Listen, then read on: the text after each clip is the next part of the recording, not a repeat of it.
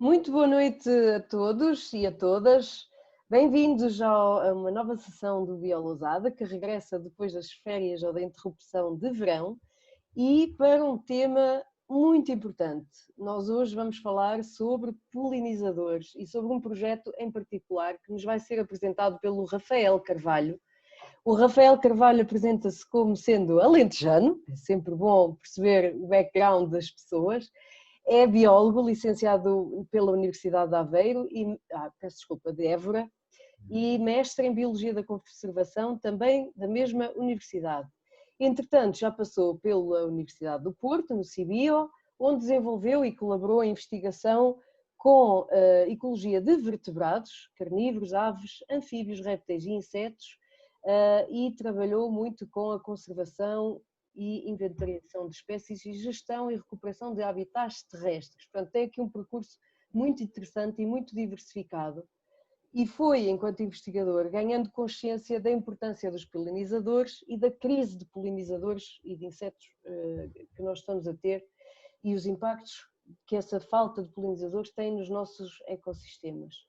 E, portanto, em parceria com outras instituições, de que já nos vai falar, e com o Centro Operativo e Tecnológico Hortofrutícola Nacional, criou o projeto Polimax, que nos vai apresentar agora. De momento, o Rafael é investigador na Universidade de Coimbra, no Centro de Ecologia Funcional, onde está a realizar o seu doutoramento. Rafael, que percurso tão interessante, já vamos saber mais sobre ele e sobre este projeto Go Polimax em particular. Rafael, muitíssimo obrigada por teres aceito este convite. Eu estou em pulgas para ouvir, porque é um projeto realmente muito interessante e eu não vou aqui lançar spoilers, vou só simplesmente agradecer a presença de Rafael e a presença de toda a plateia virtual que temos hoje, 30 e tal pessoas já, e passo então a palavra ao Rafael. Rafael, boa noite. Boa noite. Obrigado, Milene. Em primeiro lugar, quero agradecer o teu convite e o convite da Câmara Municipal de Lousada para esta apresentação e agradecer também a toda a assistência que nos vai estar aqui a ouvir e espero que gostem desta conversa sobre polinizadores. Passo então já aqui a partilhar o documento. Ok, penso que já estão a ver, certo? Sim, eu estou a ver. Ok. Ou melhor, neste caso, o convite foi feito para falar sobre a importância dos polinizadores. Eu sou o Rafael Carvalho, a Milene já teve a oportunidade de apresentar. Eu, neste momento, sou investigador na Universidade de Coimbra, sou bolseiro de doutoramento no Centro de Ecologia Funcional, mas é este grupo operacional, o Polimax, que já iniciou há mais tempo e que me deu aqui uma base bastante interessante até para o desenvolvimento do meu doutoramento e que me continua a apoiar nestas tarefas. Então, a importância dos polinizadores. Neste grupo operacional, que é o Polimax, tem como título Promoção e Aumento de Eficiência da Polinização entomófila em macieiras, pereiras e cerejeiras. Como disse, é um grupo operacional, tem como coordenador o COTN, Centro Operativo Tecnológico da Hortofrutícola Nacional. Tem vários parceiros, quer públicos, quer privados, desde o INHAV, a Cooperfruta, a Capotec, Ser Fundão, a Associação Pinos Verde e a Federação Nacional dos Apicultores de Portugal. Tem o importante apoio financeiro do PDR 2020, de Portugal 2020 e também da União Europeia e, neste caso, mais recentemente, o apoio mais a mim no desenvolvimento do doutoramento da Universidade de Coimbra e do Centro de Ecologia Funcional. Só para enquadrarmos aqui um bocadinho ou melhor, a polinização, recordar só aqui alguns pontos. A polinização é responsável pelo aprovisionamento de alimentos, quer na produção, quer da qualidade, em cerca de 75% das culturas agrícolas. Isto quer dizer que no setor europeu está mais ou menos estimado entre 15 a 20 mil milhões de euros anuais. Isto de uma forma muito direta. Não foram aqui incluídas, por exemplo, a questão da segurança alimentar, que estes produtos nos oferecem, a importante contribuição para a biodiversidade, não só vegetal, mas também a da fauna, o importante contributo em fibras e outros materiais, em medicamentos e até na questão dos combustíveis, dos biocombustíveis, que não foram aqui contabilizados neste valor. Quer dizer que a biodiversidade de polinizadores garante-nos aqui um conjunto de bens e produtos muito interessantes. E esta biodiversidade de polinizadores, que no caso das nossas latitudes são essencialmente insetos, desde carabídeos, amoscas, sirfídeos, o grupo das abelhas silvestres e borboletas. E agarrando aqui neste grupo das abelhas silvestres, que é o grupo principal, digamos assim, ou o maior em termos de polinização, de polinizadores, digamos, só na Europa existem cerca de 2.000 espécies, o que representa cerca de 10% a nível mundial. Em Portugal, o estudo de 2018 indica que existem cerca de 680, embora as estimativas, porque nem toda a área de Portugal foi corretamente, ou teve melhor a mesma amostragem para identificar essas espécies, mas estima-se que pelo menos 700 espécies possam existir em Portugal. E aqui a mais comum e o polinizador que nos lembramos logo é a abelha melífera. Para além de ser interessante, temos um vasto conhecimento e a gestão que fazemos desta espécie com os produtos que obtemos do trabalho dela são vastos. Não é só o mel, mas o pólen, a cera e mesmo outras substâncias cada vez mais em voga.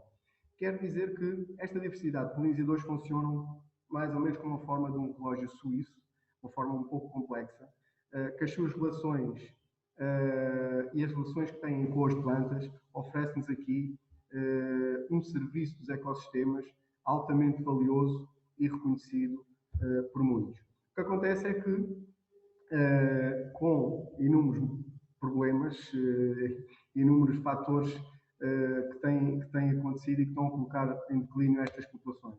Todas elas praticamente em declínio, outras não sabemos muito bem, mas acredita-se que o declínio seja realmente generalizado. E razões são essas, desde a poluição ambiental, a fragmentação e a perda de habitat, a intensificação da agricultura e o abuso dos pesticidas, a introdução de espécies invasoras que também podem trazer doenças para estes nossos polinizadores e, mais recentemente, digamos assim, a questão das alterações climáticas, que cria aqui uma variável nova que não sabemos ainda muito bem como é que os polinizadores vão responder a esta alteração.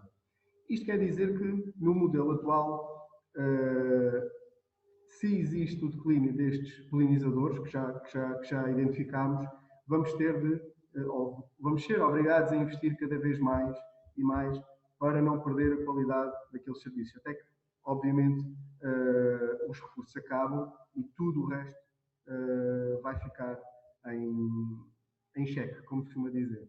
É neste contexto, então, que o Polimax surge e em 2018 começámos os trabalhos e surge aqui com 3 objetivos principais. Primeiro de tudo, caracterizar a entomofauna polinizadora, não só os domésticos, mas principalmente os silvestres, perceber o efeito destes polinizadores no rendimento agrícola, quer na quantidade, quer na qualidade dos frutos, e depois perceber também o efeito das variedades cultivares, que são polinizadoras importantes para a polinização cruzada. Tentamos perceber como é que é a relação destes polinizadores com essas árvores, com essas variedades polinizadoras. Isto quer dizer que já vamos aqui mais ou menos a meio do grupo operacional, já temos aqui algumas tendências bastante interessantes. Os trabalhos deste ano, como sabemos, pela situação de saúde pública do país, não conseguimos cumprir, vão transitar para 2021, para o próximo ano. O trabalho do Polimax começou então em 2018, com 4 pomares pilotos, digamos assim. Estas variedades foram identificadas pelos técnicos das empresas parceiras. Um pomar de cereja Fulferre, um pomar de pera rocha, maçã Fuji e maçã Reneta. Em 2019, o esforço da mostragem foi muito maior, também já aqui incluído, neste caso, para os objetivos do meu doutoramento, e passámos para 38 pomares. Em 2020, como disse, as tarefas foram suspensas e passamos então para 2021. A área de intervenção é essencialmente na zona das Beiras e Serra da Estrela, concretamente ali no concelho do Fundão, e no caso da cereja, e no caso da pera rocha, da maçã Fuji e da maçã Reneta, aqui a zona oeste, mais concretamente entre Caldas da Rainha, Óbidos e Alcobaça. A metodologia da parte da caracterização dos polinizadores foi essencialmente com observação direta, com recurso à máquina fotográfica, e a captura de indivíduos, onde depois de capturados, só esporadicamente, aqueles que não eram fáceis de identificar logo à partida, e colocamos aqui neste frasco de vidro, eram identificados, então depois recolhia-se a fotografia também e depois libertado. Nos pomares foram identificadas 3 zonas, 3 habitats distintos: o pomar em si, uma zona de margem e uma zona de habitat natural ou semi-natural próximo do pomar. São esses transectos aqui marcados a cor de laranja que podem ver nos vários pomares.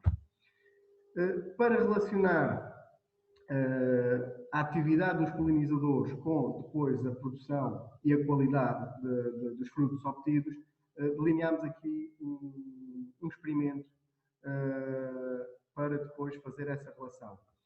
E aqui fomos selecionar e várias flores. Neste caso aqui, flores que ficaram sujeitas à atividade dos polinizadores. Isto é uma polinização aberta, sem qualquer tipo de controle. As flores estavam expostas naturalmente à atividade dos polinizadores. Esta vez, as flores foram isoladas com um saco de tecido rede que isolava a atividade dos polinizadores, quer dizer que estas flores não sofreram qualquer tipo de polinização. Depois, uma polinização, neste caso C, uma polinização artificial, uma polinização feita com recolha de pólen e depois administrada aqui com o pincel. E uma quarta, que é esta aqui, foi uma mistura desta aberta e desta polinização artificial. Isto quer dizer que, neste caso, os polinizadores poderiam polinizar estas flores, mas houve sempre aqui um suplemento de pólen administrado por mim. Esta modalidade foi só para a pera rocha, que foi a aplicação do regulador de crescimento, que é a gibberellina. Os frutos foram depois todos eles analisados, quer em parâmetros físicos, quer em parâmetros químicos, desde a massa, a altura, o diâmetro, o número e a massa das sementes, a firmeza, o teor de sólidos solúveis e a acidez titulável, em dois momentos-chave temporal da vida da fruta. Foi à colheita e após conservação. Aqui o após conservação, no caso das peras, foi os 4 meses, que é o que se utiliza comercialmente, e no caso das maçãs são os 5 meses, também o que se utiliza comercialmente. Depois, em termos de resultados, isto são apenas uma pequena recolha dos insetos, dos polinizadores que tivemos, desde os bombos terrestres, o pascooro, a abelha doméstica, aqui o laseoglosso, as andrenas, os sirfídeos e uma mosca. Quer dizer, o grupo das moscas. Como principal resultado, agora Aqui, em termos de taxa de visita dos polinizadores, vemos perfeitamente que a atividade destes polinizadores são diferentes em cada pomar. Por exemplo, aqui neste de cereja, vimos que a atividade de polinizadores silvestres, que é esta barra verde, é muito reduzida comparando com os domésticos. Aqui, neste caso, é importante referir que o produtor costuma colocar colmeias no seu pomar, por isso é que esta atividade é assim tão alta das abelhas domésticas. Mas, essencialmente, reparem que em todas elas a atividade de abelhas melíferas são sempre muito superiores aos polinizadores silvestres, às abelhas silvestres. À exceção, que já estávamos à espera, do caso da pera, que é o néctar da pera é pouco atrativo para as abelhas do mel. E então não são os polinizadores mais comuns de aparecer nestes pomares. Em termos de diversidade, reparem que a diversidade, embora pareça que não seja muita, ela, dentro do pomar, em algumas situações, não é realmente muita. Fora, nas margens, como é que estes casos, como podem ver nas áreas naturais, há alguma diversidade e algumas espécies interessantes. Mas dentro dos pomares, reparem, neste caso, apenas 2 espécies de polinizadores dentro do pomar, aqui 7 espécies e fora, nas margens, depois 11. Quer dizer que a própria diversidade de espécies é diferente, a própria comunidade de polinizadores é diferente nestes pomares. Isto, num total de espécies, de morfoespécies identificadas, foram cerca de 15. Por isso, não estamos a falar assim também numa diversidade muito grande, comparando com os tais 700 espécies estimadas que possam existir para o território nacional. Quero logo dizer à partida que existem aqui algumas barreiras que impedem estes polinizadores, que sabemos que até estão aqui nas zonas logo muito próximas, nas zonas de margem, mas que por alguma razão não entram no pomar, não vão visitar as flores do pomar para fazer a polinização, neste caso, destas frutas que pretendemos. Em termos de produção e da qualidade, em 2018 obtemos 1.707 frutos, provenientes de 10.500 flores, que deu uma produção de cerca de 16,3%. Em 2019, como é óbvio, com um esforço de amostragem muito maior, tivemos aqui já 6.613 frutos, provenientes de 15.960 flores, o que também deu aqui uma produção global acumulada de 41,4%. E aqui começa talvez a fase mais interessante, que é relacionar, é demonstrar talvez a importância dos polinizadores nesta questão alimentar, neste caso destas fruteiras. E reparem que o primeiro resultado, salta logo à vista, é sem polinizadores. Foi esta modalidade aqui que foi isolada. Não existe produção de frutos. À exceção aqui da pera. A pera tem uma particularidade, que é ela tem um grande potencial para desenvolver frutos partenocárpicos. Digamos que é uma espécie de plano B da planta, mas como vamos ver mais para a frente, estes frutos não têm de forma nenhuma a mesma qualidade, até em termos de parâmetros físicos, são relativamente diferentes de uma fruta corretamente polinizada. E reparem que este valor aqui da partenocárpico apresenta aqui uma produção muito alta, próxima quase do total do máximo que costuma ter neste tipo de produção. Passando então mais em pormenor para cada variedade, ao contributo na qualidade o contributo dos polinizadores na qualidade dos frutos. No caso da cereja, estatisticamente é muito claro que sempre que existe polinização, o fruto, em termos de massa e em termos de açúcares é muito mais interessante. Apresenta maiores dimensões e apresenta muito mais açúcar. Por outro lado, em termos de morfologia, reparem que estes frutos provenientes da modalidade E, que foi aquele suplemento de pólen, mostra-nos que os frutos são mais arredondados. O que pode dar, são mais arredondados em relação à modalidade A, em que havia frutos mais alongados, quer vertical, quer horizontalmente, o que deixa-nos aqui indicação que poderá haver aqui um déficit de polinização. Pode não ser, eventualmente, pela eficiência da abelha, neste caso, que eram pomares que estavam muito dependentes da abelha doméstica, a abelha melífera, mas pode ser até pela questão, por uma questão comportamental, e como está desenhado o pomar, é que a quantidade de pólen que elas transportam até pode ser suficiente para a primeira árvore que visita, mas já não é suficiente para uma segunda árvore, ou para uma terceira, ou daí para a frente. Quer dizer que são pomares que têm um design que, com o polinizador que tem, também não será o mais correto.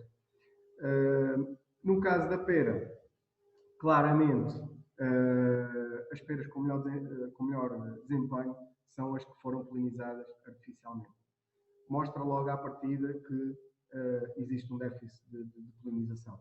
E não só na questão da massa, mas principalmente nesta questão dos açúcares. E aqui é talvez o valor ou o resultado mais importante deste trabalho. Reparem, as frutas desta modalidade apresentam, estatisticamente, maior semelhança à entrada e à saída do fio. Isto quer dizer o quê? Quer dizer que frutas com uma polinização correta, peras com uma polinização correta, à saída do frio, da conservação, apresentam as características muito semelhantes às da entrada no frio, o que já não acontecia com as outras. As frutas apresentavam já sinais de alguma podridão interior, por exemplo, e outros sinais até exteriores, algumas manchas exteriores acastanhadas, que revelam logo uma má qualidade do fruto.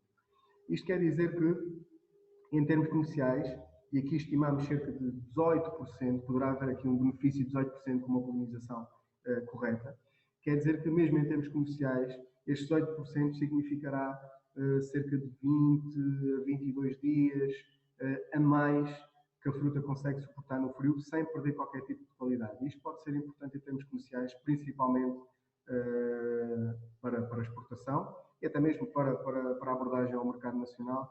Quer dizer que consegue haver uma disponibilidade maior aos consumidores nacionais desta fruta. No caso da morfologia, percebe-se claramente uma grande diferença, onde estas frutas da modalidade C, que tiveram uma polinização mais adequada, mostram claramente frutas mais arredondadas, com mais a forma de pera que vemos até noutras peras, enquanto que a outra modalidade apresenta sempre peras mais alongadas. Este alongamento da pera tem a ver com o processo partenocárpico do seu desenvolvimento, que depois também é potenciado pela aplicação de gibberelinas, que é essa tal hormona uma fitohormona que acontece naturalmente na planta, mas que os produtores têm já muito hábito e é legal, de aplicarem para estimular o desenvolvimento do fruto. Acontece que esta fruta fica sempre com um aspecto muito mais alongado. Quer dizer também que, e aqui é um dado também importante, que frutas com este aspecto, com estas características, raramente apresentavam sementes ou apresentavam muito poucas sementes, 0 a 4 sementes, mas sempre sementes que percebiam-se que não estavam completamente formadas, muitas delas às vezes ocas, praticamente era só ali uma semente rudimentar, enquanto que estas apresentaram sempre 6 ou mais sementes. A importância das sementes aqui como nas outras frutas, é que a semente parece ser o motor, o cérebro, digamos assim, químico ou bioquímico da fruta. E, obviamente, quanto mais sementes tiver, maior a estabilidade bioquímica dessa fruta, quer dizer que ela consegue controlar, entre aspas, muitos parâmetros da sua maturação, ou alguns parâmetros da sua maturação, diminuindo também o aceleramento da degradação dessas substâncias. No caso da maçã, uma vez mais, a polinização é a que mostra melhores desempenhos. Reparem, sempre que existe aqui uma polinização, elas apresentam maior massa. E novamente a questão de antes do frio e depois do frio são frutos sempre muito mais estáveis quimicamente, como já vos disse. Aqui neste caso da E, apresenta aqui, comparando com a A, apresenta aqui uma ligeira diferença estatística. Eventualmente será por alguma contribuição de pólen menos adequado, que poderá vir ou pelo polinizador não ser o mais adequado, ou pelo comportamento desse polinizador não ser o mais adequado, ou por algum déficit de polinizador. Em termos de morfologia, uma vez mais, percebe-se, ou estatisticamente existe essa evidência de diferença, onde a polinização com pólen, a polinização correta, apresenta aqui, neste caso também sempre sementes muito mais, número de sementes muito maior do que nas outras, e apresenta sempre uma fruta muito mais arredondada, nunca tão alongada. No caso da maçã reineta, e que vimos que em termos de comunidade, ou pelo menos de diversidade no pomar, o pomar que tinha maior diversidade de polinizadores. Uma vez mais, percebe-se claramente que, desde que haja polinização correta, é o fruto com melhor desempenho. Aqui já não está tão evidente o meu contributo, talvez por esse dado de maior diversidade de polinizadores neste pomar. A polinização terá sido mais correta, digamos assim. Depois, em termos de açúcares, aqui mostra alguma diferença, embora estatisticamente haja diferença, mas que não era muito significativa. Contudo, esta fruta da maçã reineta, ela por si só, e depende depois também de algumas variedades, mas esta fruta tem alguma degradação, ou melhor, está suscetível a alguma degradação também pela deficiência de alguns nutrientes da planta, e neste caso julgo que foi um pouco isso.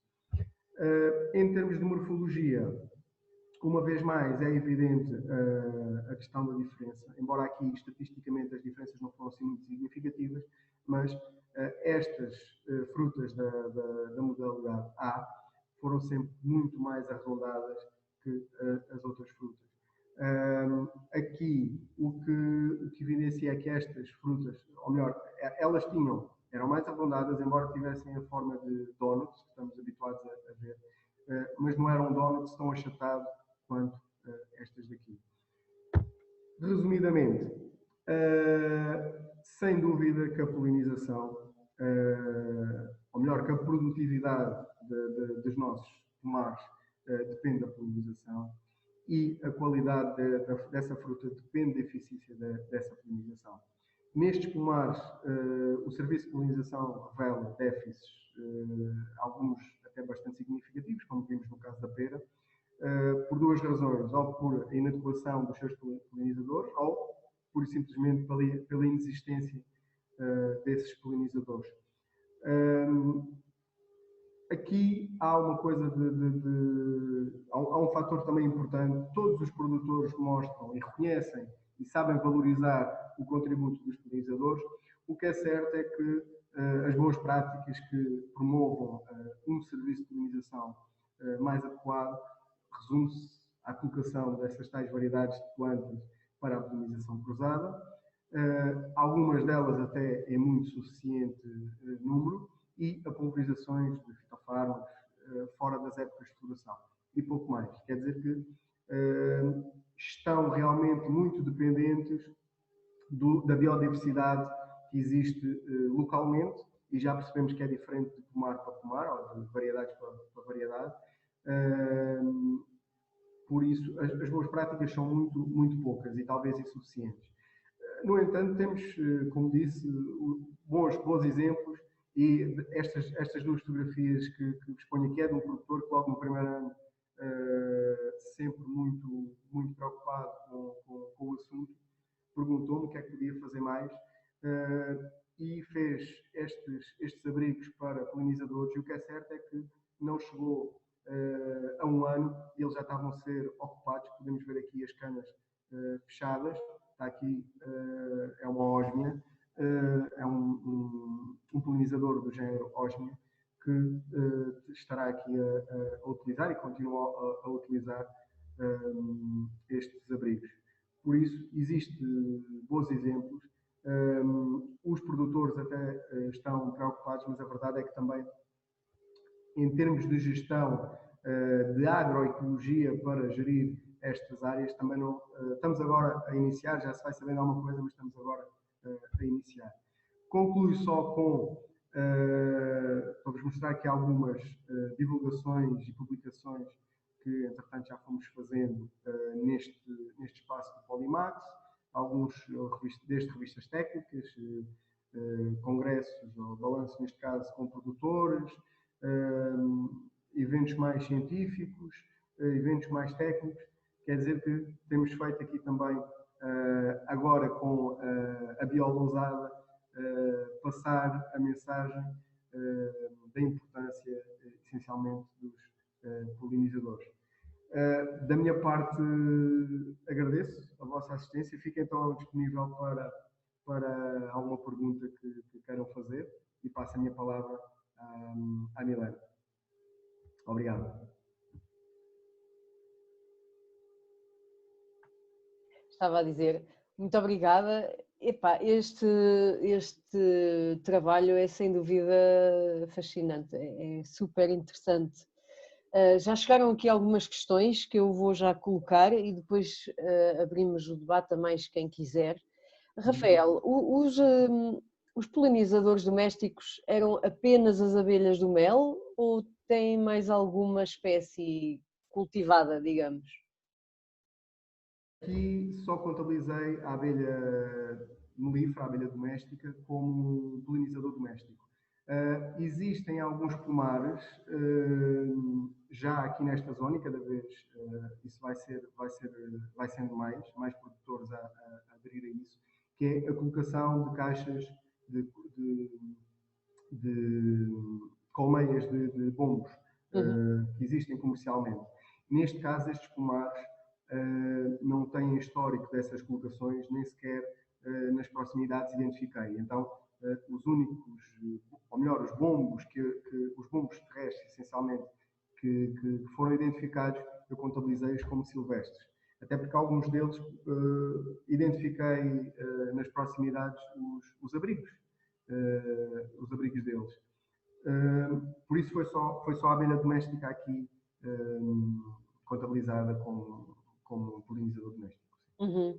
Eu não sei se tu, se calhar explicaste, eu é que poderia estar distraída, mas ali a contabilização do número de visitas por minuto, sim, na prática, como é que se processou?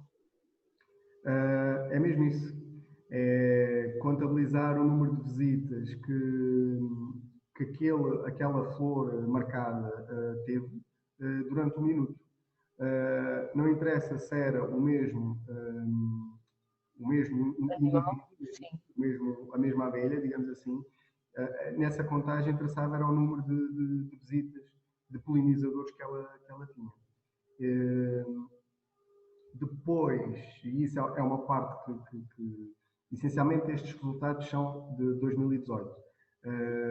Os dados de 2019, como já percebemos, já mostrei, são muito robustos e só agora é que estão a ser tratados e não tive aqui a oportunidade de apresentar. Acredito que, porque em 2019 acrescentámos aqui uma outra variável, que era seguir aquele inseto, aquele polinizador, aquele indivíduo, e perceber quantas flores é que ele visitava. Mas seguindo visualmente. Visualmente, sim. Visualmente. Em algumas, durante um minuto à mesma, durante um minuto. Okay. Foi mesmo. Em algumas situações, em muitas até, era complicado, porque alguns insetos, alguns polinizadores têm um comportamento de voar a distâncias maiores, como é o caso dos bombos. Eles às vezes levantam, visitam uma flor só daquela árvore, levantam e vão para uma outra árvore a 5 ou 6 metros e aí já não conseguimos seguir. Mas no caso de outros polinizadores foi relativamente fácil, principalmente a abelha, que tem um comportamento. E aí revela-se logo uma diferença que podemos fazer de comportamento da abelha doméstica para as abelhas silvestres. A abelha doméstica faz um balanço energético diferente, que é ela visita todas as flores na distância mais curta. Isto é que ela, se tiver as flores naquela fase que ela quer, numa mesma árvore, ela vai visitar essas flores todas dessa árvore e só depois é que passa para a árvore a seguir. Que em termos de polinização cruzada não será tão vantajoso. Comparando com os bombos, como estávamos a falar há pouco, nesse aspecto os bombos são mais vantajosos. Porquê? Porque eles visitam uma ou duas flores de uma árvore, mas depois vão logo para outra árvore, mais duas ou três flores. Quer dizer que para a polinização cruzada, principalmente no desenho que temos nestes pomares agora, que são poucas árvores de polinizadoras, quer dizer que esse, no caso do bombo, será uma maior vantagem para a polinização cruzada. Uhum. E por isso é que eu acho que, principalmente no caso da cereja, também não se consegue ver ali o efeito, principalmente na qualidade, podia ser diferenciada numa das modalidades por haver mais insetos polinizadores, que nesse caso não foi, porque realmente era quase tudo abelhas melíferas. Havia muitas colmeias para aquele pomar. Uhum. Ok. E já agora estas contagens eram padronizadas com a meteorologia ou de algum modo com o período do dia? Sim. Todas elas, todos os dias, ao início de cada período, ou melhor, em termos de metodologia, as contagens só foram feitas entre as 9 e as 16 da tarde. E todos os dias, de manhã e ao almoço, depois de manhã, quando terminava, quando começava outra vez depois do almoço e novamente a terminar, retirava parâmetros com uma estação portátil, uma estação meteorológica pequenina, tirava esses dados de meteorologia. Neste caso aqui não estão relacionados, ou melhor, não os demonstrei aqui, mas existe claramente o comportamento também dos polinizadores diferente consoante essas condições. Por exemplo, a abelha, sabemos perfeitamente que ela, com temperaturas abaixo dos 12 graus, mais ou menos, ventos na ordem dos 20 km/h, ela já tem alguma dificuldade em trabalhar. Dias mais chuvosos também dificilmente saem da colmeia. Enquanto tivemos dias assim, principalmente aqui na zona oeste, quem conhece a zona se calhar percebe, é uma zona ventosa, com alguma umidade matinal principalmente, e víamos lá outros polinizadores. Logo lá às 8, quando chegávamos, ou às 9, quando começávamos, víamos muitos outros polinizadores e a abelha só aparecia depois. Por isso, todos estes comportamentos são diferentes de espécie para espécie e que são importantes depois no caso da polinização. Principalmente neste contexto de alterações climáticas, que não sabemos muito bem qual vai ser a resposta, não só dos polinizadores, mas também a resposta fisiológica das plantas, como é que a floração poderá ser, será mais longa, será mais curta. Tudo isto importa para uma polinização correta. E, obviamente, se tivermos polinizadores o mais próximo do pomar possível, com essas particularidades de comportamento, podem responder rapidamente a uma floração. Se não os tivermos, obviamente que não vai haver polinização, não vai haver fruto, como vimos. E perceber quais as frutas ou as cultivares que são mais afetadas que outras, em que período, Sim, etc. sim, exatamente, exatamente. Parece incrível como é que às vezes temos a sensação que a ciência já sabe tudo e acabaste de dizer que ainda estão no início deste tipo de trabalhos. Sim, há alguns trabalhos, a polinização, o interesse pela polinização não é recente, claro. Há alguns trabalhos, mas são essencialmente algumas variedades de outros países. Existem muitos estudos para maçã, mas é sempre para a variedade de Gala, que é uma maçã que aparentemente não tem grandes problemas ou grandes resíduos, até em termos de pólen, da viabilidade do próprio pólen. Acontece que, como já percebemos, existem as outras variáveis, principalmente edafoclimáticas ou climáticas, que importam para o comportamento dos insetos. E que poderá ser sempre uma variável fundamental no caso da produtividade e da qualidade dos próprios frutos. Ok, obrigada.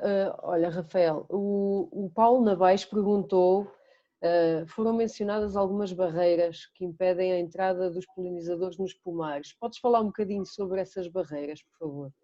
Sim, as barreiras não são exatamente físicas. Estas barreiras, quando eu falei em barreiras, peço desculpa, são ou podem ser essencialmente, como no caso da pera, que já sabemos, a questão do néctar que não é tão atrativo para a abelha melífera, pode ser uma questão dessas. Pode ser uma particularidade da própria flor, daquela própria variedade, ao cheiro ou à própria cor, que pode não ser tão atrativo para um certo polinizador, mas pode ser muito atrativo para outro. E se tivermos uma biodiversidade muito mais alargada, acredito que haja pelo menos um que se interesse por aquela flor e que vá lá fazer a polinização correta. Agora, se temos um leque de polinizadores mais reduzido, isso vai se perder. Quer dizer, será mais difícil haver ali um polinizador que faça o que tem de fazer. Por isso é que é importante a biodiversidade, não só de polinizadores, mas também, neste caso, estamos a falar de polinizadores, é fundamental. Não é só também, como vimos e como mostrei, não é só as abelhas silvestres, há outros. No caso da pera, a polinização que a pera sofre naturalmente é essencialmente feita por cirfídeos e algumas moscas, e principalmente dos dados do ano passado, que já comecei a explorar, existe ali alguns pomares que só existe realmente isso, moscas e cirfídeos, e tiveram desempenhos muito bons, mesmo em termos de qualidade. Por isso, todos os polinizadores, toda esta biodiversidade é extremamente importante. A questão da barreira que falava poderá não ser física, não era isso que preferia, era outras questões, ou fisiológica da planta, ou da própria comunidade de polinizadores que não têm a capacidade de responder corretamente, ou até por uma característica de comportamento. Sabemos que existem polinizadores que são mais agressivos na disputa de recursos do que outros, e se existe uma população muito grande desses que são mais agressivos, obviamente que os outros não vão disputar sequer aquele recurso e acabam por se afastar, embora sejam os mais eficientes para a nossa fruteira, neste caso, para a nossa variedade. E sem saber, já respondeste aqui a uma outra questão do António Tavares, que perguntava se sabe qual é o polinizador por excelência, entre aspas, da pera rocha. A pera, isso é uma pergunta difícil. Neste momento não tenho a resposta que desejava dar e que eu gostava de ter. A Pera Rocha foi ao longo deste tempo todo, sofrendo com alguma menor plasticidade genética, ela própria. Quer dizer que os pomares que temos agora são quase todos iguais, eles são clones de clones, de clones, de muitos clones. Com uma fase agrícola que tivemos muito intensa em termos de utilização de pesticidas, eu acredito que aquele polinizador que não gostava de tanto doce, que tínhamos de certeza absoluta, ou que ainda temos, espero eu, que gostava imenso daquela flor da pera, porque não tinha assim tanto néctar, não era assim tão doce, mas que fazia a polinização mais correta. Eu acredito que esse poderá se ter perdido, não porque desapareceu, espero eu, mas que eventualmente a sua população pode estar diminuída ou pode estar mais afastado do pomar.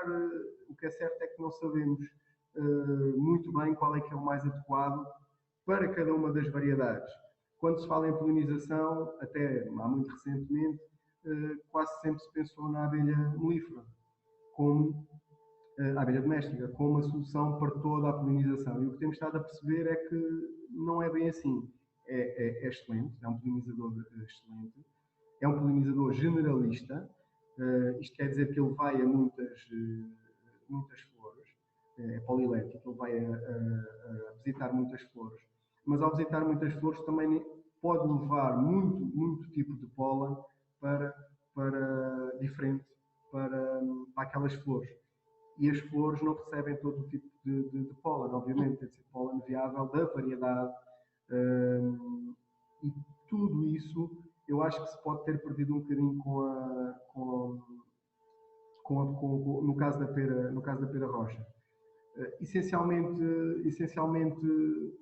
ou melhor, particularmente nesta zona, como estava a dizer, do ano passado, o que temos vindo a perceber é que existe ali outros polinizadores, principalmente os tais xerifídeos e moscas, como estava a dizer, que podem complementar essa polinização. Embora não haja o tal polinizador mais correto, mas podem de alguma forma complementar. E ao fim e ao cabo é isso. O que nós queremos com a biodiversidade de polinizadores é que tenhamos ali o complemento de uns com os outros e que, como estava a dizer há pouco, se tiver um dia mais frio não vai um polinizador, mas está lá outro. Se por alguma razão tiver mais vento, aquele polinizador não gosta do vento, mas há outro que não se importa de trabalhar com o vento, e é esta diversidade que é importante para que haja uma polinização correta. Até porque, atenção, eu não falei muito da floração, mas a floração de algumas destas fruteiras, a floração é relativamente curta. Ainda para mais com calor extremo como tivemos nos últimos 2 anos, durante a floração, o que se percebeu é que as partes, o estigma, essencialmente o estigma, a receptividade do estigma, ao fim de 2, 3 dias, deixa de existir. Quer dizer que a polinização também só tem alguma viabilidade, ou melhor, essas partes da flor só conseguem desenvolver corretamente o fruto se receberem pólen nos primeiros 2 ou 3 dias. Quer dizer que temos de ter aqui uma resposta também muito rápida dos polinizadores. E é tudo isto que, quanto maior diversidade, quanto mais próximos os pomares estiverem, obviamente vamos ter uma resposta muito mais rápida. E o que queremos é que na primeira hora sejam polinizadas e fecundadas e que se dê todo o processo do fruto, que assim é garantido que temos uma produção com qualidade e uma produção depois viável até em termos económicos, como vimos lá atrás.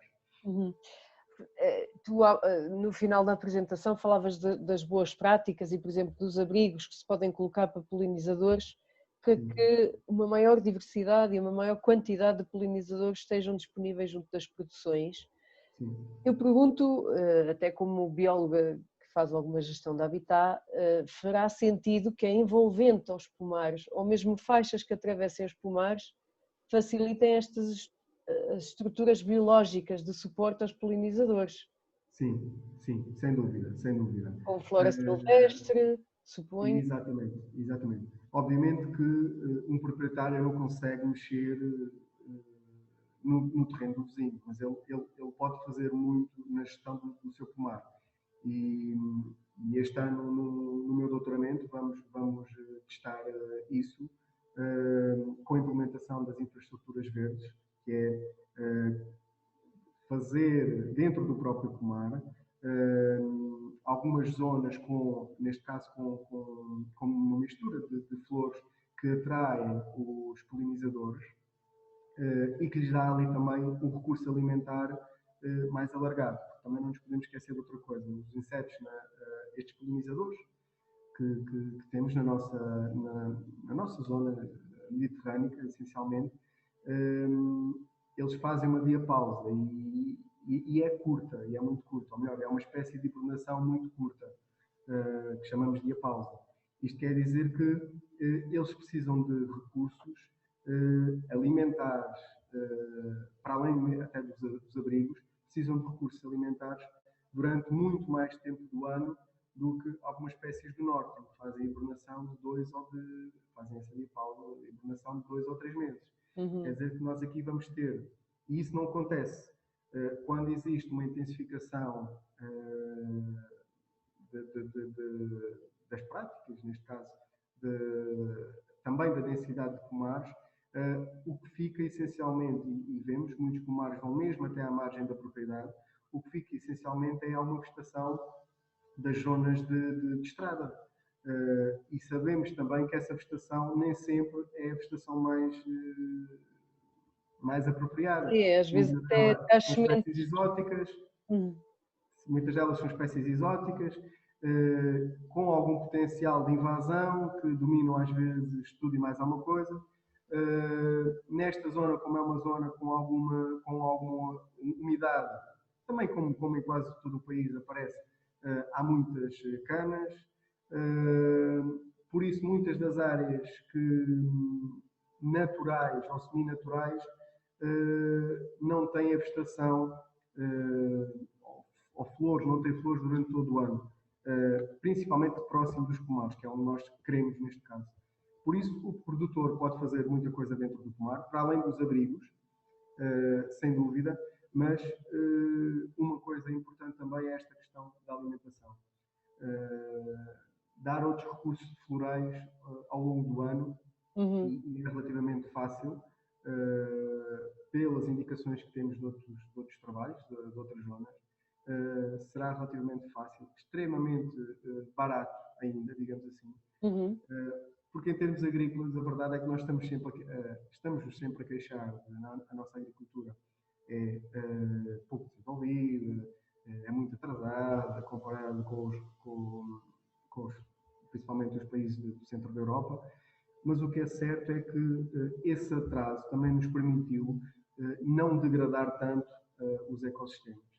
E ao não degradar tanto os ecossistemas, neste ponto agora também estamos aqui um bocadinho à frente deles, que é também não vamos precisar de tanto dinheiro como eles vão precisar para reabilitar habitats, reabilitar zonas e repor alguma funcionalidade desses habitats, desses ecossistemas. Por isso é um serviço dos ecossistemas, neste caso a polinização, que poderá, com pouco dinheiro, digamos assim, poderá ser restabelecido com algum ganho. No caso da pera, a tendência que temos ali é 18%. 18% é bastante significativo e parece-me que até com as indicações que vêm da União Europeia, com a CAP e também com o programa do Prado ao Prato, são tudo indicações que o caminho tem de ser por aqui, e eu acho que nesse aspecto, uma vez mais, estamos à frente por essas razões todas que disse. Agora tem de haver, obviamente, vontade, tem de haver um incentivo também que eu acho que o incentivo maior que podemos dar somos nós, como consumidor, consumir de forma diferente. Eu sei que é difícil, que principalmente alguma fruta, as frutas com qualidade são sempre mais caras, mas a verdade é que são também sustentáveis de alguma forma em práticas mais amigas, não só do ambiente, dos polinizadores, mas também para a nossa saúde em termos de segurança alimentar e tudo mais. Por isso, principalmente somos nós, consumidores, que temos de dar esse contributo e, como costuma dizer, mexer onde mais lhes dói, que é na carteira, neste caso. Claro, nas vendas. E os produtores estão disponíveis a isso, não são tanto... eles percebem isso perfeitamente. A questão é que, no caso, como é o caso da pera, o investimento para ter alguma produção já é tão grande que o custo de produção é tão grande, estão completamente esmagados, que é um caso destas 4 variedades que, se calhar, aqueles recursos financeiros estão já a acabar, que o que vai acontecer é acaba o recurso financeiro, acaba a gestão daquele pomar, acaba o pomar, acaba eventualmente a pera rocha. Em último caso, é óbvio que não queremos que isso aconteça, mas a polinização é claramente um fator de produção, principalmente para a qualidade, como vimos. Estes 18% é o acréscimo de valor de mercado? Aí é que está o problema, ou aí é que está um dos problemas. Atualmente, como o modelo está montado, digamos assim, os produtores, quando levam o seu produto para as organizações, para as centrais fruteiras, essencialmente é o peso que conta. Não é o calibre, o peso que conta. Não é a qualidade em si do fruto. Mas acredito que isso também começa a mudar. O ano passado já houve indicações disso. Algumas organizações começaram a estabelecer limites, principalmente na questão do BRICS, que é os açúcares, um mínimo para que a fruta seja comprada com um certo valor. Acontece que estamos agora no início disso, mas vai ter de ser assim. Até agora o modelo era produção, mas vai começar a ser retribuído aos produtores pela qualidade dos seus produtos. E aí faz todo o sentido que seja, porque são produtos diferentes. Sim. Nesse contexto, mais ou menos, a Julieta Costa perguntou se vocês estão de algum modo a avaliar os serviços dos ecossistemas prestados aqui pelos polinizadores. Sim, a avaliação que neste caso só da polinização, que é um dos serviços dos polinizadores, o que estamos a conseguir, ou melhor, o que eu pretendo conseguir até no meu doutoramento, é também um objetivo do Polymax, é tentar atribuir um valor monetário mesmo ao contributo da polinização. Mas isso também é relativamente fácil, porque já percebemos que toda a produção que existe vem da polinização. Pode até não ter a qualidade que queremos, porque tem a ver com a eficiência da polinização, mas toda a fruta que existe, ela vem da polinização. À exceção da pera, porque tem aquela situação particular de alguma pera partenocárpica. Quer dizer que a fruta, todo o ganho de fruta que os produtores têm neste momento, ela vem da polinização. E isso seria muito fácil de contabilizar. É facilmente contabilizável até por relatórios do INE e do Eurostat, por exemplo. O que percebemos aqui é que podemos aumentar esse valor recebido pelos produtores, porque existe aqui margem, porque existem déficits de polinização.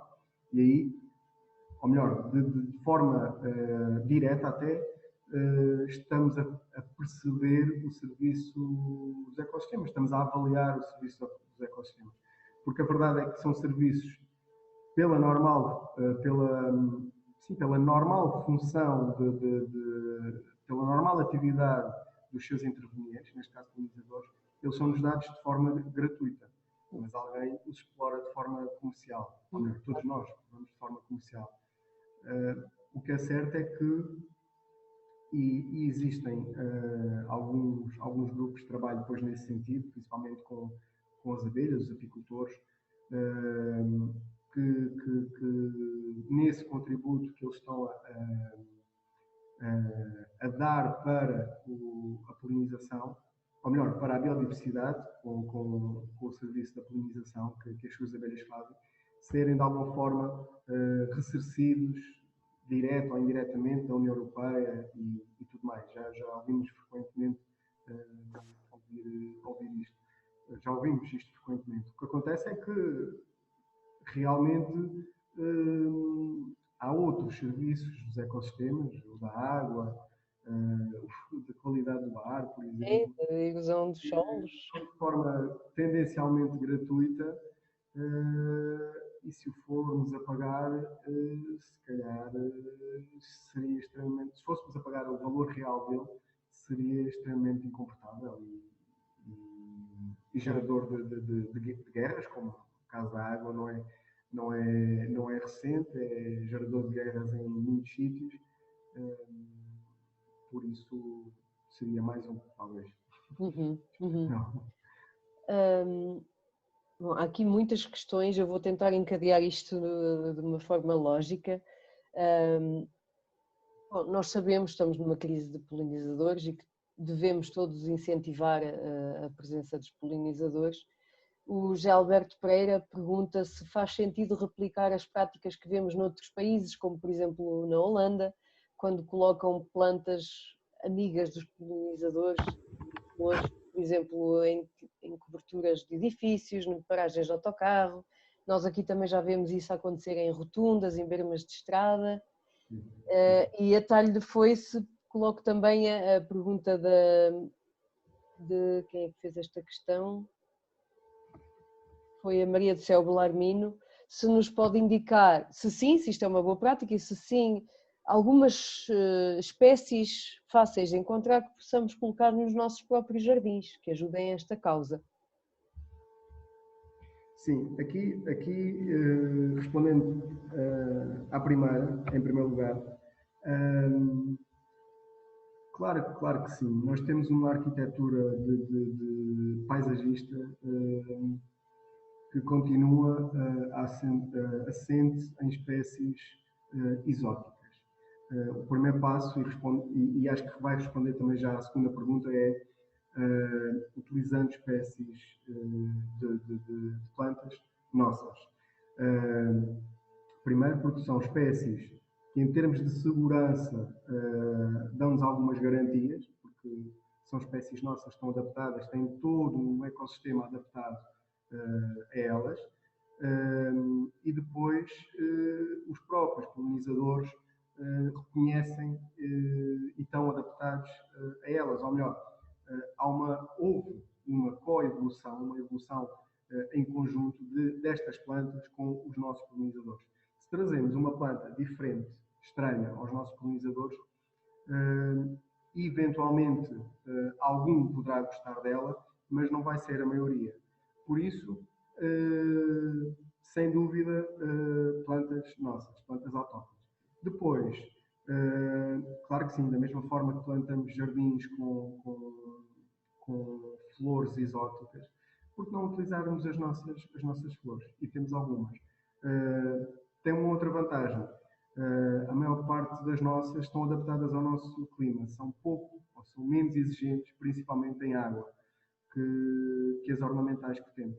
E as ornamentais que temos, todas elas consomem muita água. Isto só um exemplo prático disso. Por isso, talvez não tenhamos, agora respondendo outra vez à primeira em particular, talvez não tenhamos tanta necessidade de fazer o que esses países fazem, por aquilo que eu há pouco estava a dizer. O nosso, como é que é dizer, nós não danificamos tanto os nossos ecossistemas como essas, para já, não danificarmos tanto os nossos ecossistemas como esses países. Quer dizer que nós ainda temos aqui alguma coisa que funciona bem, embora haja uns muito maus, mas ainda temos algumas coisas que vão funcionando bem. E a própria dimensão das nossas cidades são relativamente pequenas comparando com algumas dessas. Por isso, a proximidade do centro da cidade, digamos assim, ao campo, à parte rural, é sempre muito curta comparando com algumas dessas cidades.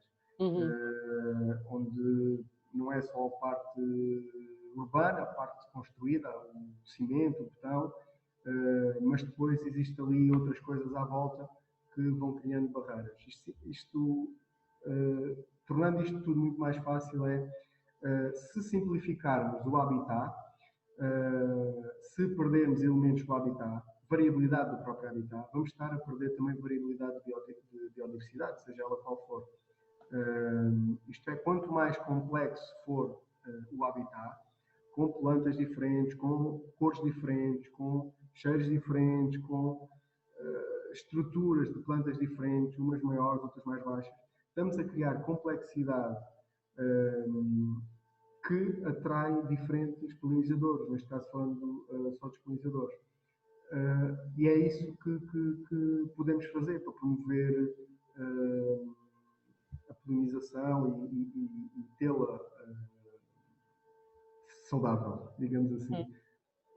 Bom, eu coloquei agora no chat, para quem estiver interessado, um link com uma marca portuguesa que vende já misturas para prados floridos e prados apícolas.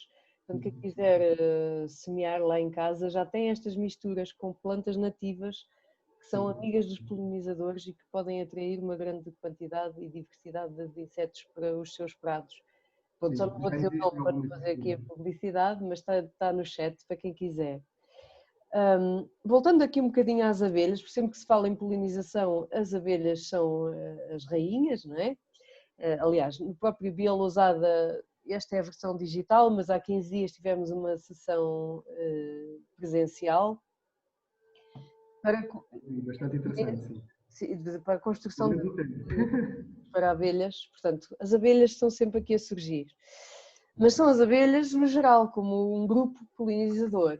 O António e a Carla, o António Tavares e a Carla Rego estão-me aqui a comentar que até que ponto esta aposta quase exclusiva na abelha melífera não poderá inadvertidamente causar um contra, ou seja, uma redução da biodiversidade de abelhas, uma vez que elas competem entre si, a melífera com as nossas, e portanto, qual é aqui o ponto de situação? Quando falamos em instalar abelha, em colmeias, estamos a apostar tudo numa espécie só. Como é que nos devemos comportar aqui, atendendo a esta competição ecológica? Eu concordo plenamente com isso. Quer dizer, é aquele princípio, acho que básico, é colocar os ovos da galinha todos no mesmo cesto. Exato. Se acontece alguma coisa, já foi. O que acontece é que a abelha melífera tem muitas particularidades interessantes. A principal é o conhecimento que já temos dela e a gestão, ou o maneio que temos já dessa espécie. E depois todos os subprodutos ou produtos que ela nos dá. Mel, a cera, o pólen, mesmo a substância tóxica até para alguns tratamentos, digamos assim. Por isso há ali muitos produtos que nós já sabemos explorar. Não quer dizer que as outras não tenham. Eventualmente tem uma coisa contra logo à partida, que é, são essencialmente, as outras abelhas têm um comportamento essencialmente solitário, isto é, elas não vivem em colónias muito menos tão grandes como as da abelha doméstica. E isso em termos de gestão ou de maneio, à partida parece logo um entrave. Mas não é, porque reparem, há estudos que mostram que para polinizar corretamente um hectare de maçãs, algumas espécies de osmia, por exemplo, aquele género de uma fotografia lá atrás, bastam 600 indivíduos. 600 indivíduos. Quando o número de abelhas para esse hectare é de 4 a 5 colmeias. Cada colmeia pode ter cerca de 50.000 indivíduos. Por isso, é um número muito, muito grande. Para além das picadas que podemos levar dessas abelhas. E há pessoas que podem ser alérgicas. Mas, quer dizer, concordo claramente com isso. Não devemos apostar tudo na abelha melífera. A abelha melífera tem muitas vantagens, ou melhor, tem algumas vantagens e algumas particularidades interessantes. Tem outras menos interessantes, e principalmente a questão da agressividade, que eu acho que é o que aconteceu principalmente no pomar de cereja, como disse há pouco. A quantidade era tanta de abelhas que eu frequentemente via, às vezes, até entre elas, a disputarem as flores, os recursos. E via até os bombos, que têm um tamanho muito superior à da abelha, podiam-se valer desse tamanho, a fugirem delas, da agressividade delas. Por isso, há questões de comportamento, e a agressividade da abelha também depende da própria dimensão da colmeia, da própria dimensão da disputa que está a haver pelos recursos. Mas não é só da abelha, há outras abelhas silvestres que também são mais agressivas, mais competitivas. Por isso, eu concordo plenamente com isso. Não devemos apostar todas as fichas na abelha melífera. Pelo contrário,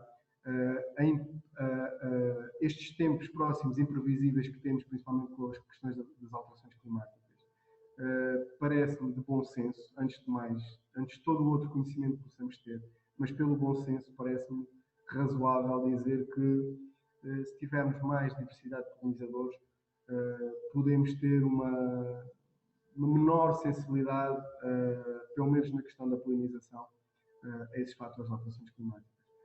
De qualquer das formas, temos esse perigo, claro, que a tendência é apostar tudo nas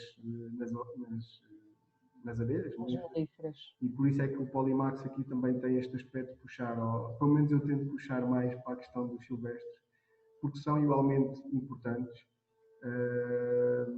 e se calhar até mais do que nós sabemos até agora. E neste contexto eu acho que é muito válido ter vários polinizadores de tamanhos diferentes, com comportamentos diferentes, com atividades diferentes. Que funcionem temporalmente diferentes. Exatamente, que possam se complementar uns aos outros. Podemos lá ter as nossas abelhas melíferas com a colmeia a fazer o mel à vontade, que tanto gostamos, e eu adoro. Mas também lá podemos ter outros silvestres que complementam a atividade da abelha, nem que seja nos dias chuvosos ou nos dias de vento. Por isso, eu acredito que há espaço para todos e acho que é a melhor estratégia para fazermos face a todas estas questões que não sabemos ainda muito bem que vêm. As alterações climáticas serão, com certeza, um fator a ter em conta, mas outro, e que cada vez mais ganha terreno enquanto ameaça, digamos, são as espécies exóticas invasoras, que adquirem caráter invasor, quer de plantas, quer de animais. E neste caso em particular, fala-se muito da vespa velutina. Queria perguntar se o setor frutícola já tem aqui alguma noção do impacto desta vespa em particular sobre a sua capacidade de produção? Eu acredito que tenha noção, porque principalmente pelo relato dos apicultores com a mortalidade que as vespas já têm tido. Mas não têm real noção, um bocadinho por aquilo que já falámos aqui, é que nós ainda temos alguns polinizadores que vão funcionando e vão tapando os buracos, passa a expressão, como costuma dizer, vão tapando esses buracos uns dos outros, e o real efeito está aqui ainda muito mascarado, porque eles vão-se ajudando uns aos outros, desaparece um, aparece outro, pode não ser tão eficiente, mas pelo menos houve fruta. Eu acho que é outra vez o mesmo que estávamos a falar. A biodiversidade traz essa vantagem. Na ausência de um, haverá outro. E aí mostra-se outra vez esse problema, se realmente só tivermos abelhas melíferas a fazer a polinização, com a vespa velutina que já está cá em meio território e em breve, acredito, todo o país. vai estar em todo o país, o que acontece é que ela vai ter mais alimento e nós vamos ter menos produção de fruta. A vespa vai ter mais alimento porque tem mais colmeias, porque vamos estar a pôr colmeias, mas nós vamos deixar de ter fruta porque só temos a abelha, exato. Vamos ter de apostar nas outras. As outras, não há relatos que ela seja assim tão prejudicial, digamos assim. Mas também se percebe, quer dizer, a vespa velutina tem ali uma colmeia com milhares de indivíduos que pode comer de forma fácil, estão todos a entrar e a sair do mesmo sítio. Por isso aquilo é uma espécie de shopping. Exato. Tem tudo à mão. Mas também se alimentam inclusive de fruta, e não sei se já há algum relato das próprias frutas serem prejudicadas por ataques diretos? Sim, isso será numa fase muito residual, até porque para já não há impacto, para já, não há impacto económico nesse aspecto. Vai havendo alguns relatos pontuais, mas não há nenhum impacto.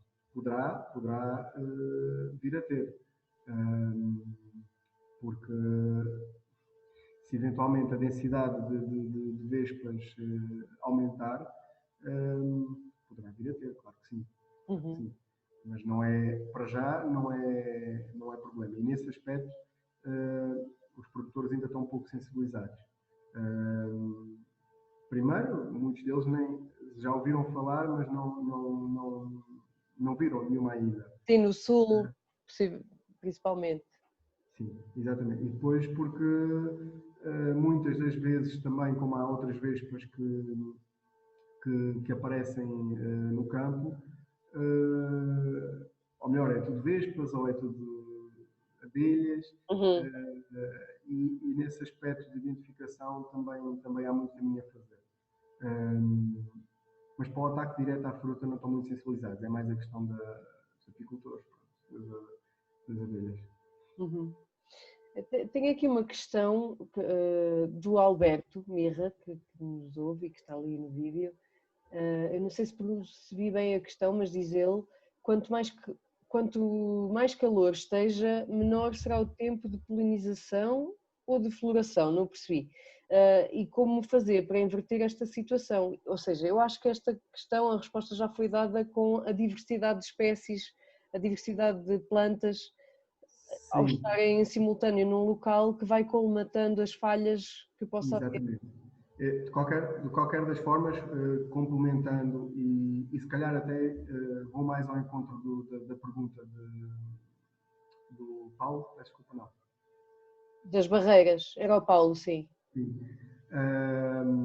Porque o que é certo é que com estas alterações mais bruscas da temperatura, e este ano tivemos esse exemplo, o que acontece é que a floração, ou melhor, o que aconteceu neste curto espaço de vida do Polymax foi que tivemos um ano muito quente e a floração deu-se praticamente toda, do pomar todo, numa semana. Como tivemos este ano em que houve temperaturas mais ou menos amenas, houve ali alguns picos, depois também a umidade não foi anormal dos outros anos, então o que é que aconteceu? Parece que houve duas florações, que levanta depois também outros problemas, não só aos produtores, mas em termos de polinização, que é, uma vez mais, se os insetos, os polinizadores estão longe destas flores, eles vão levar mais tempo a responder. Existe uma primeira floração que foi extremamente curta, e por isso é que houve, se calhar, aqui alguma quebra de produção. Eles eventualmente não terão respondido da forma mais rápida para haver sequer fecundação, e houve depois umas segundas florações. Isto não, ou melhor, em termos mesmo em termos fisiológicos para as plantas, é muito exigente, e nós também não sabemos ao certo como é que vai ser a variação de temperatura. Sabemos que eventualmente vai aquecer, sabemos que vai ser mais extremado, mas a resposta mesmo destas plantas não vai ser igual em todo lado, digamos assim, porque existem particularidades regionais, e mesmo aqui a floração numa zona mais a norte para a zona mais a sul, há quase a diferença de uma semana do pico de floração. E estamos a falar aqui numa distância de 20 km, mais ou menos, 25 km. E é uma zona que eventualmente não será, pelo menos numa primeira fase, mais castigada com temperaturas muito altas, digamos assim. Mas o que é certo é que a resposta fisiológica das próprias plantas é diferente, não sabemos muito bem qual é que é essa resposta, e acho que a melhor forma de responder a isso é realmente ter maior diversidade de polinizadores. Uhum.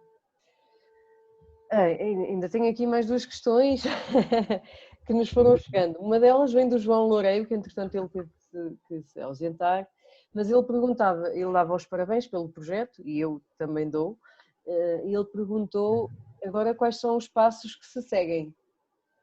Tu já foste respondendo o que é que estás agora a fazer no teu doutoramento, mas de facto ainda há muitas questões em aberto, não é? Sim, sim. E muitas mais se vão levantar, espero. Acho que é assim que criamos conhecimento, é por cada resposta surgirem mais duas perguntas, pelo menos. Claro. Já há aqui mais ideias para explorar, que foram surgindo já destes resultados.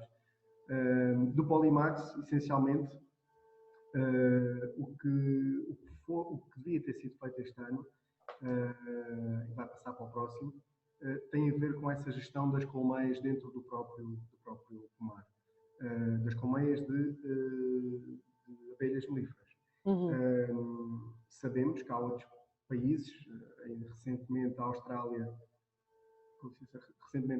apresentou alguns dados da dependência de algumas culturas que têm pela transumância das colmeias que fazem, ou melhor, existe já um grande mercado para transportar colmeias de um lado para o outro para fazer a polinização daquelas variedades, porque na verdade eles não têm mais polinizadores nenhum em algumas das zonas. E aqui, do ponto de vista do Polymax, era perceber se isso realmente é viável, se é realmente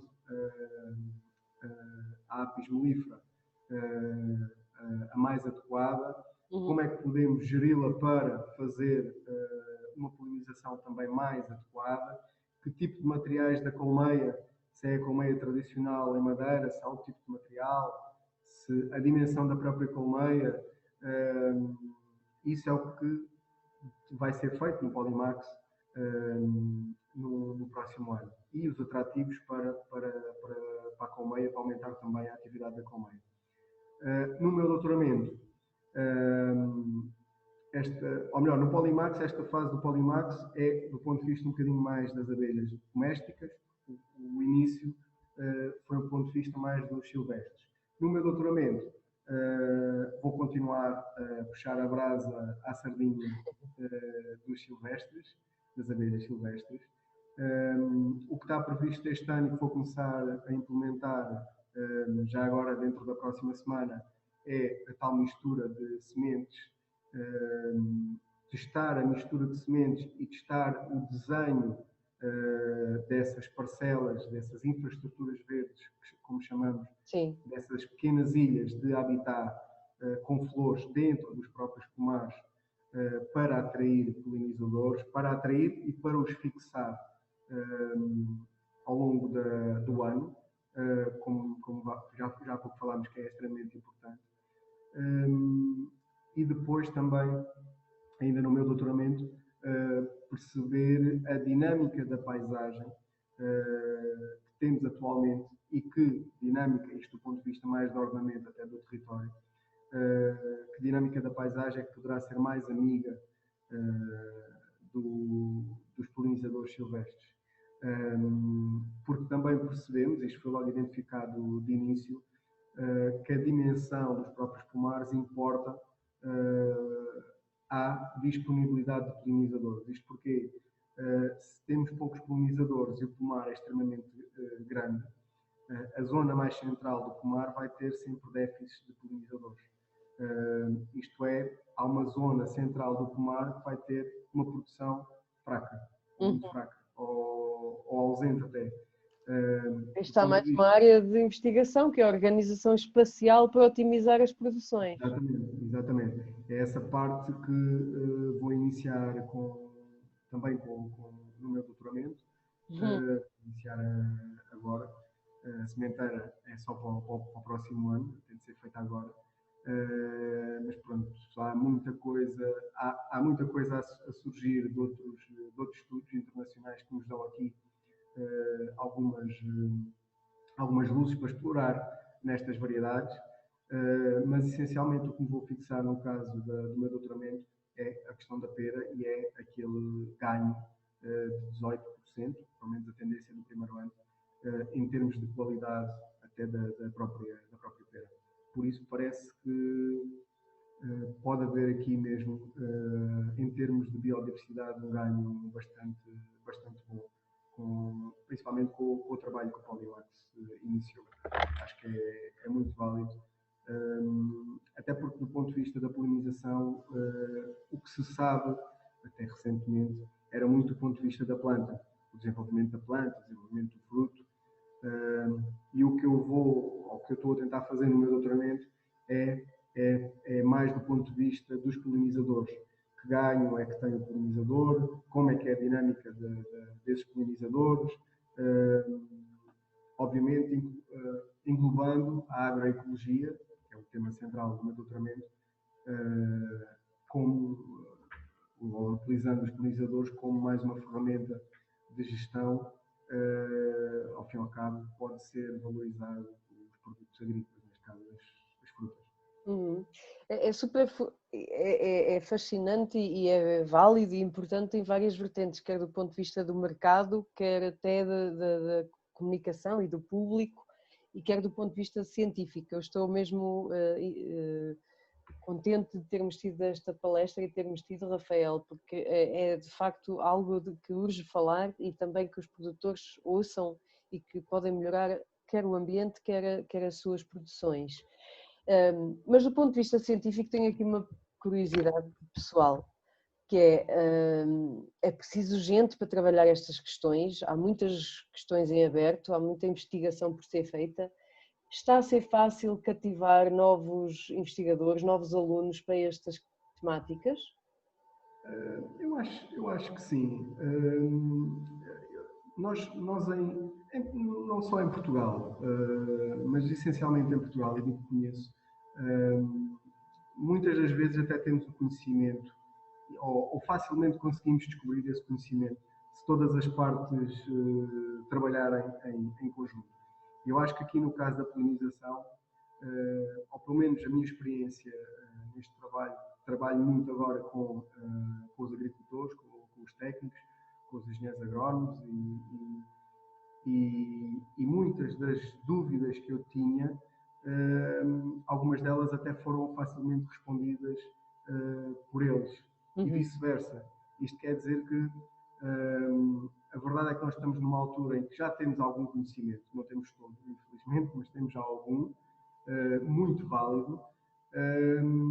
Também seria importante pôr várias partes diferentes a conversar entre si sobre o mesmo assunto. As tais equipas multidisciplinares. Eu acho que o tema é muito válido, o tema não é dos mais controversos, quase toda a gente percebe que o contributo real e a importância dos polinizadores, a importância da polinização. Eu acho que não será uma questão de dificuldade de haver alunos ou haver investigadores a estudar esta área da polinização. Poderá eventualmente ser a criação de equipas multidisciplinares que permita avançar mais no conhecimento deste assunto, até mesmo do ponto de vista agronómico, do ponto de vista de sustentabilidade agrícola. Por isso, eu acho que o tema é muito tranquilo, muito consensual, e haverá sempre alguém a fazer isso. É uma área, desde o ponto de vista do inseto, a polinização do ponto de vista do inseto, digamos assim, é uma área da polinização se calhar mais recente, é uma linha de investigação mais recente, mas não acredito que seja por falta de investigadores. Acredito mais que seja por falta de motivações económicas, porque a investigação, infelizmente, não é rentável economicamente como muitas empresas querem, não é de hoje para amanhã, é de hoje para depois da manhã, algumas delas. Por isso tem de haver também esse compromisso de darmos tempo ao tempo, para amadurecer o conhecimento também e pô-lo em prática, que eu acho que o principal nos dias de hoje é pôr esse conhecimento em prática, não deixá-lo nas universidades, como acontece muitas vezes, não deixá-lo separado entre as áreas, como estava a dizer há pouco, tem de haver uma interligação desse conhecimento, porque se havendo essa interligação, vamos perceber que muitos dos problemas que são agora, facilmente até serão resolvidos. E este grupo operacional, ou melhor, estes grupos operacionais, esta linha esta estratégia foi criada com os grupos operacionais, não existe só o Polymax, existem muito mais. Trouxe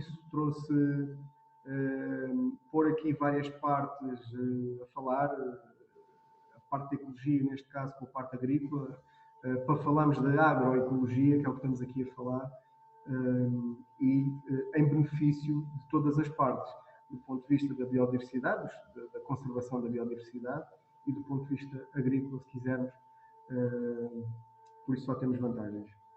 Eu acho que não será pela falta de investigadores. Fazer ciência em Portugal é verdade que não é fácil, por inúmeras razões, mas temos excelentes investigadores em todas as áreas, e acredito que as vantagens que temos, comparando com outros países, que na questão da biodiversidade, na questão até da sustentabilidade agrícola e económica da nossa agricultura, eu acho que estamos no bom caminho. Agora, obviamente, tem de haver também a motivação ou a visão de alguns decisores de perceber que o caminho não é o mesmo que os países do centro da Europa fizeram, que agora que têm os problemas que têm, mas é o contrário, temos de evoluir, claro, mas existe outra forma de evoluir, e a forma é esta, é ser sustentável em tudo o que fazemos. E falando aqui entre várias partes, eu acho que se resolveria muita coisa, e até sem grandes encargos económicos. Muito bem. Maria João Parreira está a fazer um comentário muito pertinente, que é isto é a aposta na inovação não tecnológica, que é também fundamental no avanço científico e no mercado e tudo mais. e que é essencial também a comunicação de ciência, que é vital e as pessoas percebam e fico muito contente que as pessoas reconheçam a importância da comunicação de ciência na própria credibilização da ciência e que passe a importância da ciência para o público. Bom, eu chego aqui um momento em que estamos quase a chegar ao final. Se me permites, Milene, gostava só de fazer um comentário até ao encontro do que essa nossa assistente disse, que é, estamos numa altura em que se fala muito em agricultura de precisão, e quando pensamos em agricultura de precisão, a maior parte das pessoas pensa em tecnologia, em digitalização, em tudo mais. Eu vou-vos dizer o seguinte: para mim, a agricultura de precisão é o trabalho altamente preciso e eficiente que estes nossos polinizadores fazem. Reparem que eles são altamente eficientes a transportar grãozinhos de pólen tão minúsculos de uma flor para outra. Isto é que é precisão. Isto é que é agricultura de precisão. E temos-la de forma quase gratuita, ou tendencialmente gratuita. Isto, para mim, sim, é agricultura de precisão.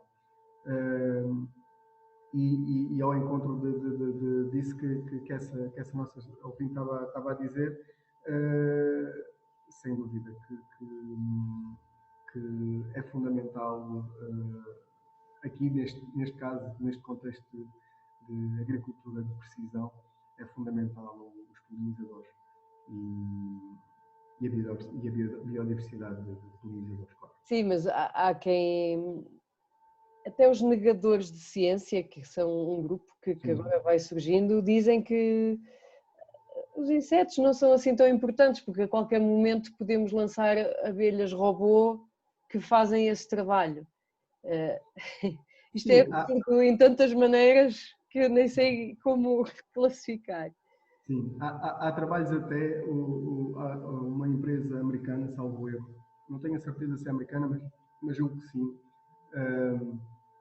já desenvolveu um drone, ou melhor, basicamente aquilo é um drone igual aos outros, só que instalou-lhe um aplicador de pólen. Basicamente aquilo é um pulverizador de pólen. O que acontece é o quê? A quantidade de pólen que é necessária para isso, o pólen que se perde nesse processo é uma quantidade muito, muito, muito, muito grande. A recolha do pólen, ou melhor, a forma que estão a fazer essa polinização é robotizada, é com esse drone, mas depois a recolha de pólen, a maior parte dele tem de ser manual, tem de ser trabalhador que faz a recolha para que o pólen seja viável. Por isso, parece-me quase um contrassenso. Mas porquê é que estamos sequer a falar disto, não é? Quando os insetos aí estão e fazem o trabalho, os insetos e os outros animais, até vertebrados. Isso, alguma tecnologia que aparece, aparece também como uma solução milagrosa, mas que na verdade está a criar um outro problema. Claro, até de saúde pública, se levar ao detalhe. Eu acho que não vai ser a solução. Pode aparentemente ser barata, porque o drone pode ser barata, mas o pólen é muito caro, muito caro. E temos, por exemplo, a cultura do kiwi, depende um pouco disso, e a cultura do kiwi em Portugal também, e 1 kg de pólen é muito caro. É muito caro. Por isso, estar a desperdiçar com uma aplicação por drone não me parece nada viável em termos económicos para... Não, nem sustentável a longo prazo e todos os custos diferentes. Exatamente. Por causa também da comunicação em ciência, concordo plenamente. Aí a culpa nossa, entre aspas, como cientistas, temos essa dificuldade muito grande, é verdade, e que tem de ser melhorada. Temos um exemplo claro também agora com esta situação de saúde pública que temos vivido. A quantidade de notícias contraditórias num curto espaço de tempo que só nos causa mais confusão. Ninguém tem de ser, nem todos temos de ser médicos, mas todos devemos estar bem informados sobre saúde, práticas de saúde, para também não nos deixarmos enganar por tudo o que ouvimos, digamos assim. Por isso, esse caminho da comunicação em ciência é urgente fazê-lo em todas as áreas, seja na saúde, seja na biologia, seja na agrícola, e sem dúvida. E como acho eu, o ponto principal que devia ser era nas escolas, mas às vezes o tempo nas escolas é pouco para tanta coisa que devia ser, perde-se mais tempo a fazer outras coisas do que propriamente devia ser, mas é fundamental para criar uma sociedade diferente, melhor, que eu acho que podemos vir a conseguir. Não sei daqui a quanto tempo, mas espero que sim. Não leva assim tanto tempo. Por exemplo, a nossa experiência em Lousada e a aposta na literacia científica tem sido forte desde o primeiro dia em que esta equipa está a trabalhar, e nós notamos que muito rapidamente se consegue que a população se torne mais crítica, mais consciente, mais curiosa em aprender. Portanto, não leva tanto tempo assim quando há uma aposta na proximidade, como estamos aqui hoje a fazer, informalmente. Não estamos aqui com senhores doutores e senhores engenheiros, estamos a comunicar um assunto ao público e, portanto, se fosse esta aposta generalizada, no meu entender, não levaria assim tanto tempo a voltarmos a ter um novo fôlego na ciência que não sei por que motivo parece que se perde às vezes um bocadinho com os falsos profetas que aí andam. Bom, mas perdoem-me esta parte, quase um desabafo. Eu tenho aqui uma última questão pela minha parte. Eu espero que mais ou menos passei todas as questões em revista e coloquei-as todas ao Rafael. Se alguém quiser colocar ao Rafael uma questão por via áudio, por favor escreva no chat, que é para depois ligar o microfone. Da minha parte tenho aqui uma última questão, porque nós temos aqui na nossa plateia algumas pessoas que não são biólogas, nem são da área da ciência, e pedia só aqui uma breve clarificação, porque achei engraçado ao longo da palestra, tu foste falando em polinização correta ou polinização eficiente. E para quem não é destas áreas pode ficar um pouco em dúvida. Então, mas não é só o bicho levar o pólen ao vento, levar o pólen de flor em flor. Portanto, podes um pouco clarificar, assim, em termos leigos, o que é esta questão da polinização correta? Sim, aqui quando falamos em polinização correta, é todas as variáveis nesta polinização, ou melhor, é desde o pólen, tem de ser o pólen viável para a germinação, para a fecundação e para a germinação daquela variedade, isto é, não podemos ter pólen de uma flor silvestre, seja ela qual for, por exemplo, o alecrim, levado para a flor de pera, por exemplo. Quer dizer, ele pode ser levado, e é levado, e isso acontece. O que acontece é que aquele pólen não vai germinar, não vai criar o fruto. Ele é inviável.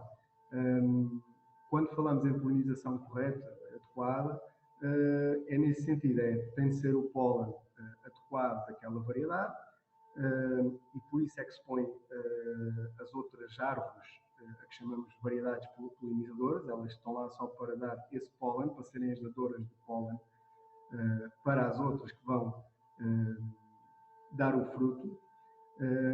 E isto acontece porquê? Porque essas nossas, é uma estratégia evolutiva, digamos assim, das próprias plantas, para aumentar a variabilidade genética das próprias plantas, tem de haver cruzamento entre indivíduos diferentes. E por isso é que existe a importância deste pólen, desta polinização cruzada, isto é, trazer o pólen de uma ou outra árvore para aquela árvore, ou melhor, de uma ou outra flor para aquela flor, para não ser o mesmo pólen, porque senão o que estávamos a fazer basicamente eram clones.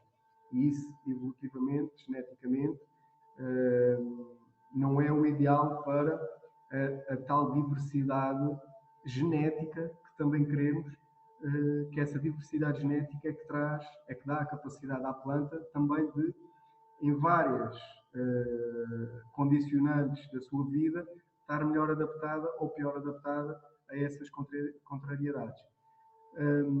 Por isso a polinização adequada é isso, e depois ter um inseto, o vetor, o inseto, neste caso nas nossas latitudes, adequado, que é levar esse pólen diretamente para o sítio que queremos, que é na flor, para dar o fruto. Sem passar por mais lado nenhum, sem haver perda daquele pólen. E levar a quantidade de pólen suficiente. Como vimos ali, as sementes são importantes, não basta um grão de pólen, ou melhor, basta um grão de pólen, é verdade, mas ter um grão de pólen não é a mesma coisa do que ter 3 ou 4, pelo menos em termos de maturação e desenvolvimento do fruto. E isso depois vê-se na questão da qualidade e na questão da conservação. Por isso, uma polinização adequada tem aqui várias variáveis, passa a redundância, que são importantes, fundamentais até. E alguns dos pomares identificou-se logo à partida que nem sequer a quantidade de pólen havia suficiente. E por isso, também, e o desenho que temos de pomares neste caso, o comportamento da abelha melífera não é o melhor para haver uma polinização correta. Que era isso que estávamos a dizer. Temos uma linha com 10 árvores, por exemplo. No início da linha está essa outra árvore que é que dá o pólen. A abelha passa aí, vai ficar carregada de pólen, mas ela depois vai seguir em linha, sempre em frente, até à 10ª árvore. Ela, quando vai chegar à 10ª árvore, ou antes até, que é o que acontece, já não tem o pólen daquela primária que era necessária. Ela estava já a transportar, era pólen das outras que ia passando. Quer dizer que esse pólen vai chegar a essa 10ª árvore e já não vai ser viável, porque aquele pólen não é viável para aquela planta. Porque existe realmente depois plantas, que é o caso que temos, na maior parte delas, elas são auto-inférteis, quer dizer, não pode ser o pólen dela própria que fecunda, que germina. Por isso a polinização adequada é pensando nestas variáveis todas, ou considerando estas variáveis todas, ou a maior parte delas. Exatamente, muito obrigada. Faltava só, não faltava, mas pronto, só para deixar claro para quem não é cientista, que entenda de que é que se está a falar, de todas essas variáveis que importa ter em conta quando se fala de polinização. Eu acho que agora estamos mesmo no final, as pessoas estão a dizer os parabéns e a dizer que foi interessante e enriquecedor, eu corroboro, foi de facto. Portanto, não havendo mais questões, não sei se há, mas acho que não. Pronto, agora são os momentos dos parabéns. Rafael, muito obrigada por estas 2 horas tão ricas e tão... Obrigado. Eu ia dizer inspiradoras, mas é mais do que isso, porque são de aprendizagem. E foi de facto um serão de muita aprendizagem e fico muito contente que existam estes projetos e que esteja a ser feita esta investigação de detalhe e de algo que é tão importante e que está nas nossas vidas e nem nos apercebemos. Espero que nos voltemos a encontrar noutras palestras, noutras circunstâncias, de preferência presencialmente, com todos vocês. A todos os que ainda estão, muito obrigada pela vossa atenção durante todo este tempo e pelas vossas questões que enriqueceram a sessão e vemo-nos na próxima sessão Biolosada. A próxima vai ser sobre árvores, a importância das árvores urbanas nas nossas vidas. O mês de novembro, outubro, vai ser dedicado às árvores. Portanto, muito obrigada a todos, boa noite e bom fim de semana. Muito obrigado eu também e parabéns pela iniciativa do Biolosada, principalmente pela comunicação.